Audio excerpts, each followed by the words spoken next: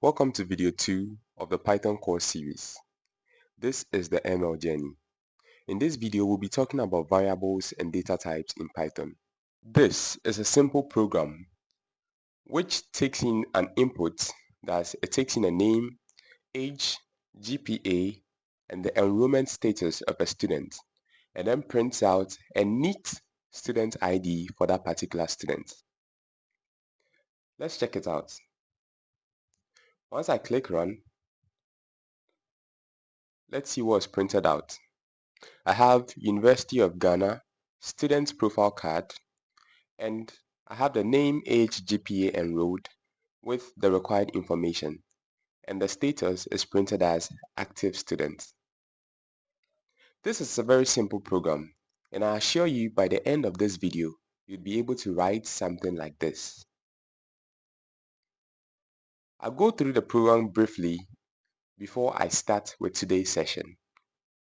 Today's session will be focused on variables and data types. So I have a name, an age, a GPA, and enrollment status. These four are referred to as variables. And then this block of code outputs the data in a clear format in my terminal. If I expand, you can see the data being outputted in a very clear format.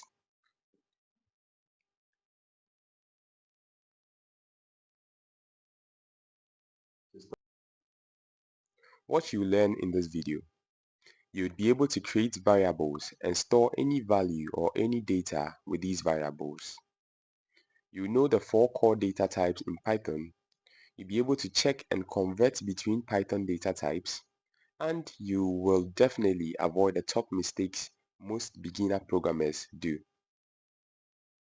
See a variable as a labeled box. Assuming I enter a room filled with boxes, I pick up one box and label it shoes. I then go on to put a pair of shoes into the box. How do I retrieve the shoes?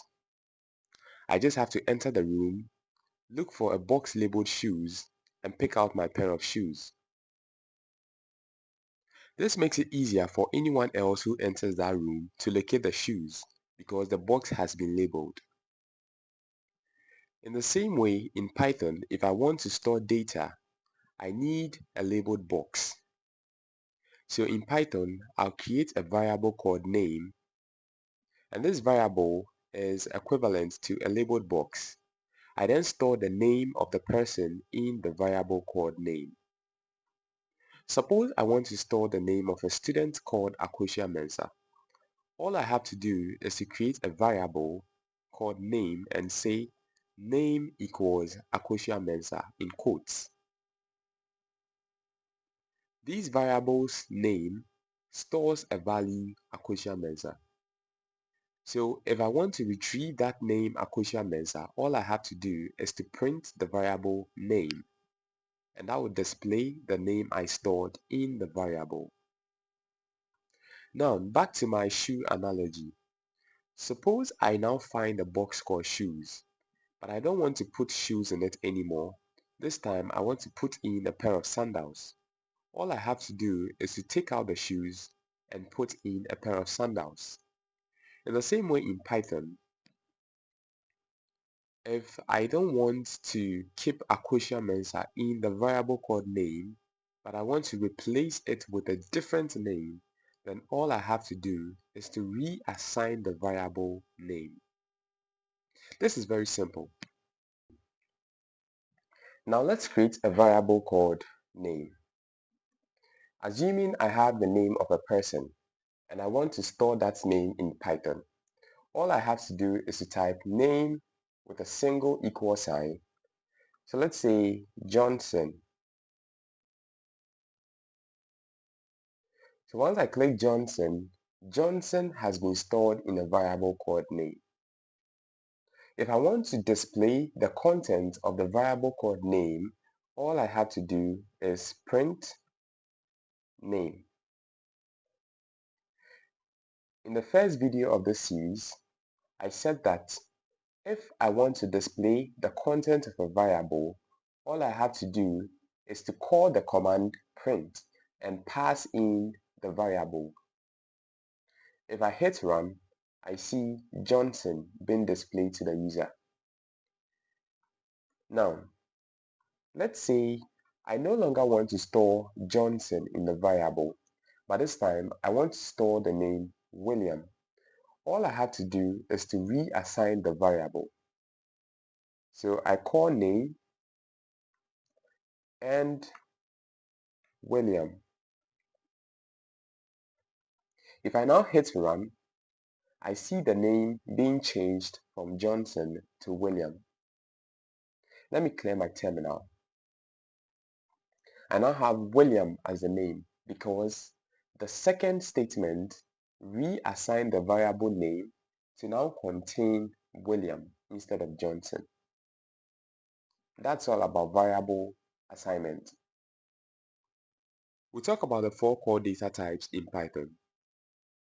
Int stores positive and negative whole number values. The float stores decimal numbers, for example 0.5, 5.0, 3.85. These numbers have decimal points, hence are stored as float.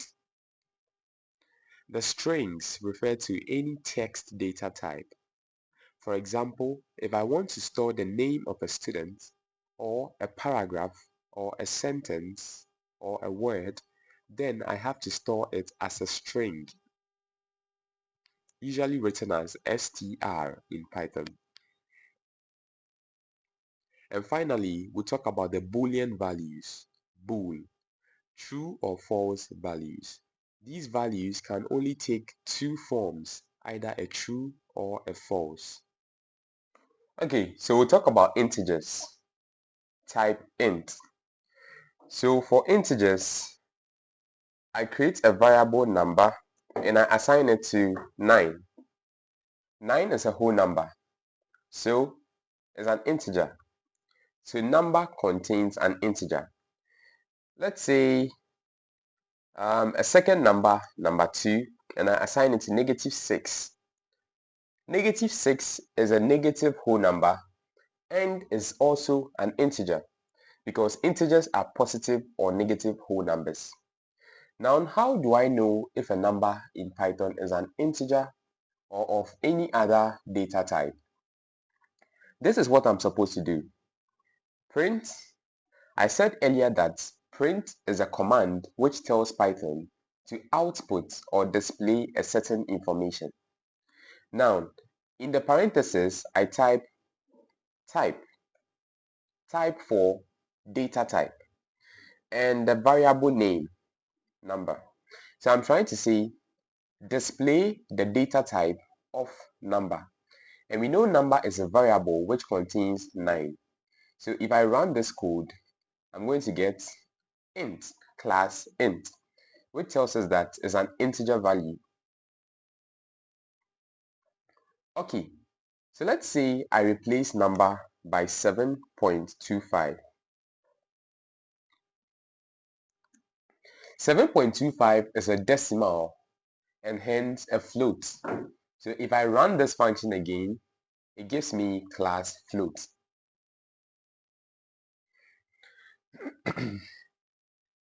Say this time I replace number by the word 7.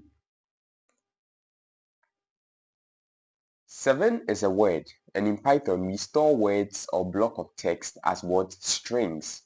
So if I run this, I get class str, which is string. So let's say this time I say number equals true. Number equals true. If I run this function, it now tells me class bool. It means it's a boolean. Now note the difference. There is a very big difference between these two values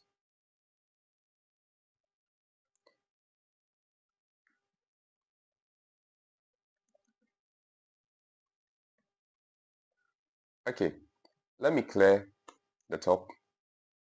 Now, there is a difference between the first number and the second number.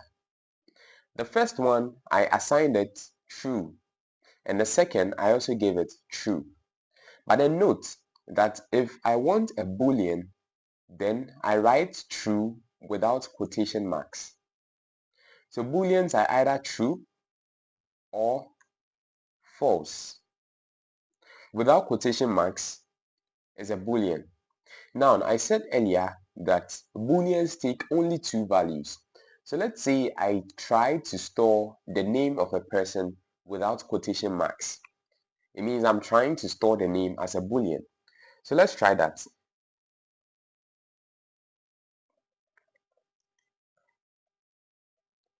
You see, it just got underlined. If I run this program, it's going to crash because there is an error storing this. The only text that's allowed to be stored without quotation marks are the booleans, and it's only true or false. Any other form of text has to be stored in quotes. Now, I'll print the type for number, and I'll print the type for the second number, and we'll see the difference.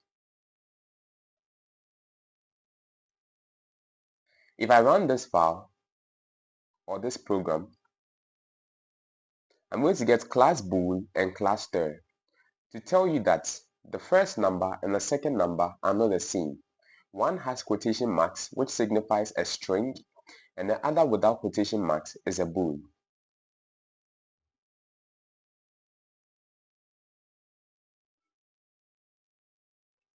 Now let's move to VS Code and build the student profile we saw at the beginning of this video. Based on what we studied, we are coming to build the program that we saw at the beginning of this lesson. So we need to create a student profile, that's a student ID card. To produce a student ID card, we need some information. So we need the name of the student. So we begin by creating a variable called name. And let's say the student is called Nathaniel. Okay, so we create the name and then the age. So let's say he's 19 years old and he's in class. Sorry, class is a keyword. I'll talk about that later. So he has a GPA of 4.0. And finally, enrolled is true. So these are variables and they contain all the necessary information we need. Now that we have the information, we now have to output the information in a very pleasant format to the user.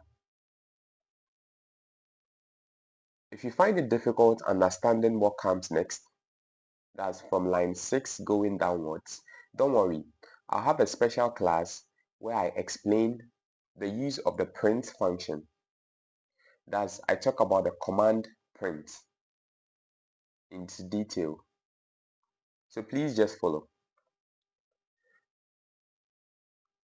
So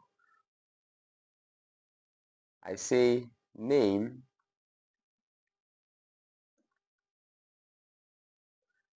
name,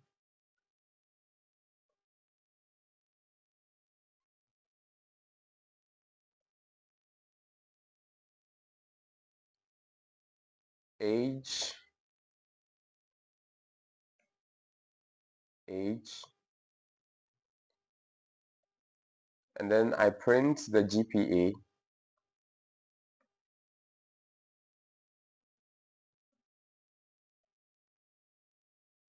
and finally I print enrollment status.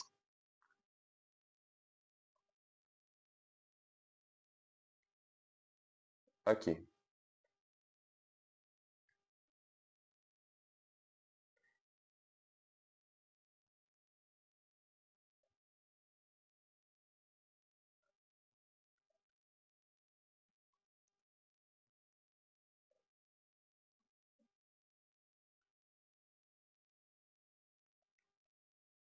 Okay.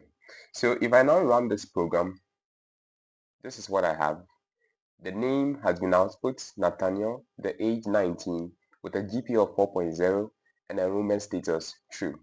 So this is a basic program to output information to the user. Later on in subsequent videos, I'll explain into much detail how to use the print function and the meaning of this F and whatever I have in this parenthesis. Congrats! What you built today? Today, you've learned about variables, and you now know that variables are named containers created with a single equal sign. We also talked about data types, where we talked about the integers, int, floats, which are decimals, strings, which is str, and bool, which are true or false values. See you in video 3, where we discuss numbers and arithmetic, and we'll probably build a calculator after video 3. But before you leave, I have a challenge for you. It's a take-home challenge. You have to build a shop item tracker, a very simple one. Create 4 variables: item name, price, quantity, and whether or not the value is in stock. Then calculate and print total value equals price times quantity. This is a take-home challenge, hence I'll be expecting my solution from you. Please post that solution in the comment section. Don't forget to subscribe. See you next Saturday.